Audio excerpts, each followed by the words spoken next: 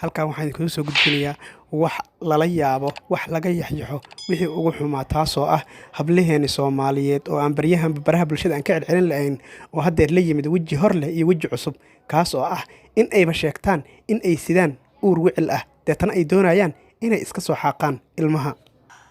uuraan leeyahayna cidna mo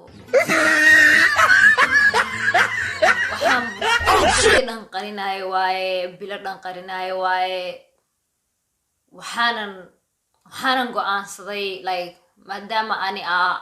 qalad galay oo qof walba bini'aadan uu qalad u geli karo waa sax qof walba bini'aadan mar buu khalad galaa inkastoo uu ka toobad keeno adna waan kuu jeedaa waa toobad keentay hadda maxaad ku samaynaysaa uurka waa go'aansaday inaan soo xaaqo waxaan kaloo go'aansaday YouTube channelkayga inaan xiro oo YouTube dambe aanan soo fadhiisanin oo videogan uu noqdo videogii ugu dambeeya oo aan soo dhigo siyaabo kale ma ku dayday mise way kaa go'an tahay in aad soo xaaqdo waxaan go'aansaday inaan cunuga soo tuuro waxaan go'aansaday inaan iska soo xaaqo wixii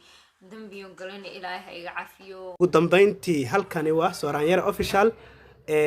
ugu dambeyntii waxaan idinkaga tegayaa